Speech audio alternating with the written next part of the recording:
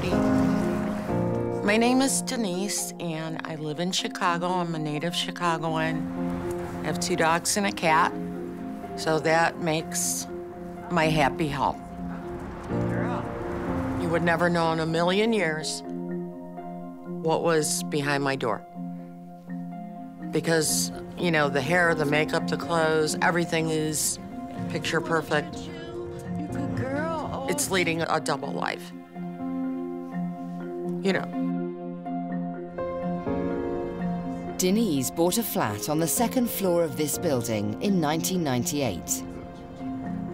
Since then, she's made a big effort to keep her problem a secret from everyone.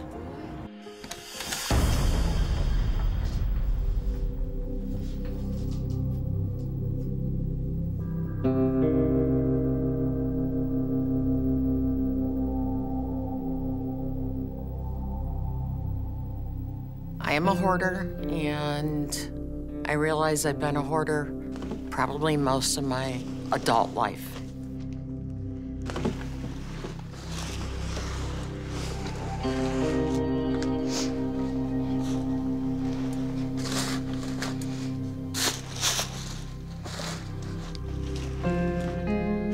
I have 10-foot ceilings, and I'm probably up to 8 feet right now.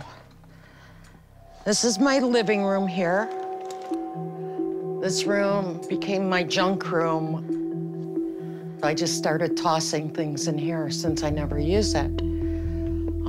I have a couch, I have a love seat, a desk, a couple of tables, old computers in here, boxes.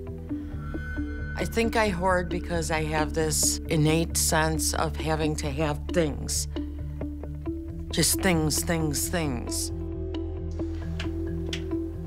I have this really cute little lion. He still has his tag on him. Picked it up at a local shop.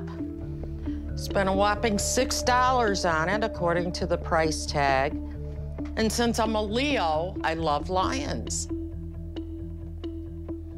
When I went in, it was probably about 6 months ago.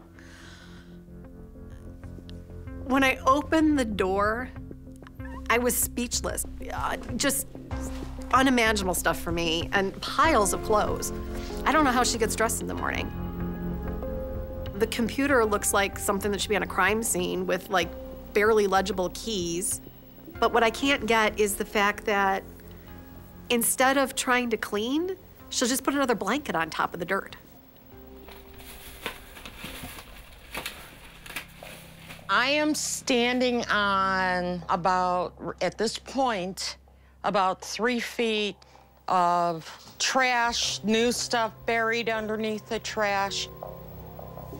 There's probably a couple thousand empty pop bottles in here. I was hoping to maybe find a way to recycle them, burn them, make something, but couldn't come up with that. Maybe make furniture out of them. Got to the point where I just didn't care. You know, I just collected everything, including trash. Years of accumulated junk and collectibles has left the condition of her apartment in a dire state. This, in conjunction with her current health complications, makes Deniz's situation all the more perilous.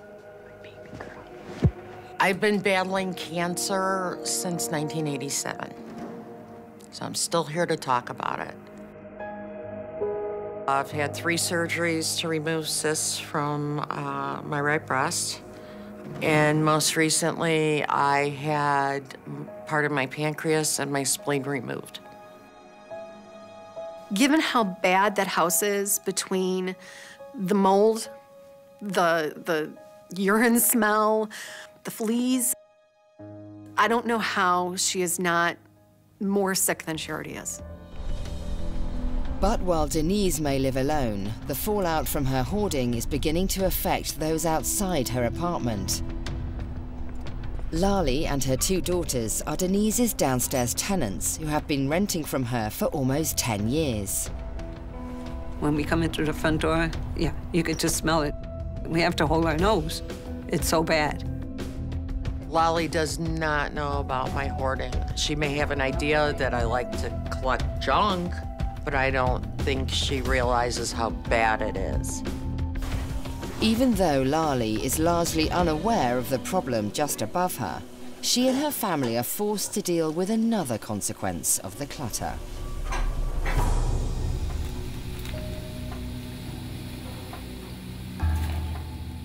Yes, I have a mouse problem. And they have no fear whatsoever. They just stand there and they look at you. We see them peeking out of the ceiling in the bedrooms. We see them crawling through. There's always mice poo everywhere. And I hear the mice and they go squeak, squeak.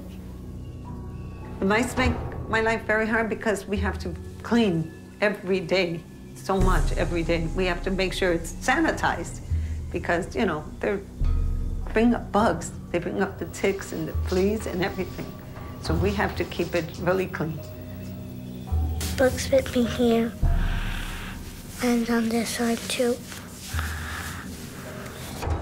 Terrible. Terrible that I have to live like this with my kids. You know, it's just too much. I was about to do that, yeah. Now, Lolly and her family have run out of patience. Unless Deniz takes immediate action to clean the building, her tenants have plans to move out, a financial hit that she cannot afford. Even though I have disability and I have a little pension coming in, I am in foreclosure. And with all the health issues I have had, letting things get so bad that, you know, I'm putting not just my life at risk, but other people's lives. And it's very hard to be able to have a long-term tenant go away. I know she wants me to stay. I know she does. But I'm not gonna live there. I'm not gonna live there like that.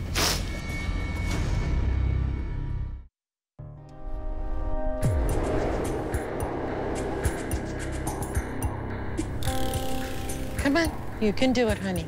Good boy. Only a very small section of Deniz's bed stands as the final surface unaffected by the immense hoard. I wish I did have a normal place to eat. Instead of balancing on a book, my plate, having to share with dogs that are up in my face. You know, I just kept piling stuff up and up and up. And I couldn't get to the living room without climbing a mountain. The dining room got all messed up with clothes. So I spent most of my time in the kitchen microwaving things, and I would eat in bed. Deniz's home hasn't always been filled with clutter. In fact, there was a time in her life that she went with very few possessions. I think I can't let go of things because I didn't have the material possessions when I was growing up. You know, like I lusted for a Louis Vuitton doctor bag because I saw some rich lady on Michigan Avenue with one, and I fell in love with that. Possessions just became so important, so I just wasted the money on things. This unchecked spending has left Deniz all but bankrupt and without an inch to spare. To complicate matters further, her tenants have reached the end of their rope and will no longer tolerate the smell and vermin infestation that has invaded the building. I'm trying not to be upset with her, but I am. I am. Deep down inside, I really am. We have to keep all our stuff in my living room in bins because I'm supposed to have storage in the basement, but Deniz has taken over it all, and with the mice and all the roaches, I don't want to put my stuff down there. Lolly thinks probably most of the problems that she has are coming from the basement. She has no idea that some of the problems are coming from upstairs going down. And every day that Deniz tries to keep her hoard hidden from Lali, tensions rise between the landlord and tenant. Lali called and she wanted me to come downstairs. She wanted to show me something. It becomes a little nerve-wracking when you get a call like that, so. Hi. Hi. Coming in. Thanks. I need her to come down here and see the problem I'm having with the mice. I'm just tired of it, and I need her to do something about it. Okay, this is my dining room. Well, it's supposed to be, but as you can see, it's my dining room, my living room, my kitchen, and everything. We have mice coming all around, running back and forth while we're sitting here trying to watch TV. I didn't realize that the mouse problem downstairs was so bad that they were catching like 1 mouse a day.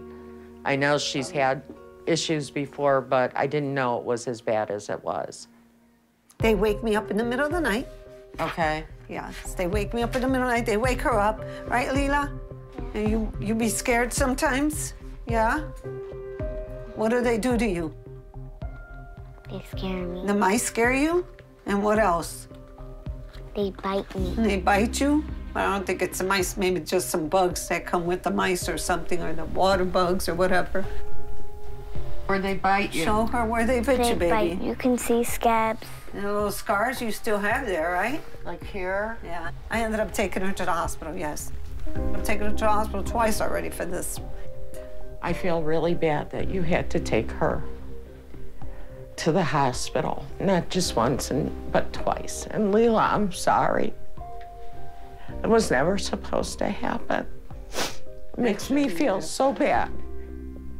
Lali said that the worst was in the bedroom, In the kitchen. which means they were coming from my bedroom upstairs. I wish I could tell Lali the truth, but I can't. I'm just too ashamed and too embarrassed. I'm really getting tired of this.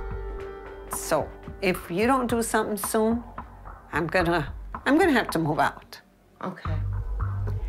The fact that I just found out how bad things really were for them, that I made a commitment to Lali that I'm gonna make a change to make it better. Because you never mean to hurt anybody. Intentional or unintentional, I'm not that type of person.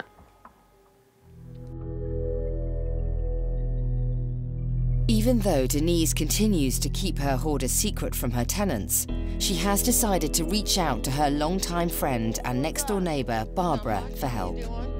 I'm good, how are you? But while the two have shared a friendship for years, Barbara has never been inside Deniz's home. How is that?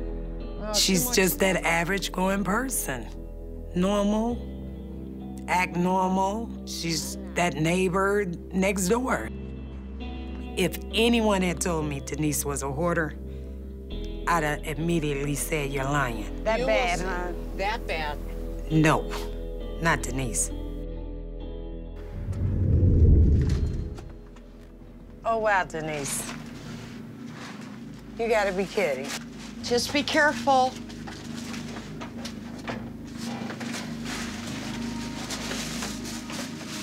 Deniz, what happened? I didn't throw much of anything out and kept buying more. But Deniz, that creates a problem. Look at all this stuff over here.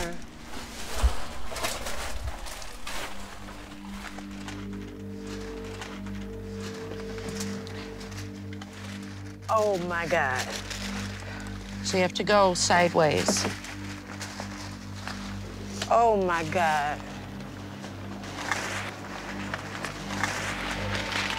Deniz, you better than this. You better than this. How can you live like this? Deniz, you better than this. You can live better than this.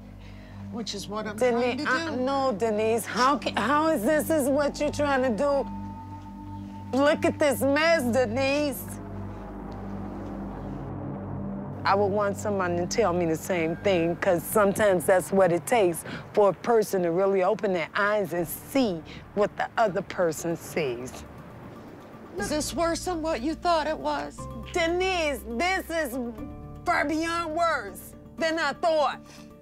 Far beyond words than what I thought. Denise, you're a lady. You're a woman. Denise, you deserve to live better than this. Come on now.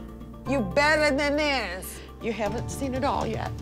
Denise, I'm seeing enough right here, and you know, it scares me to see the rest of this.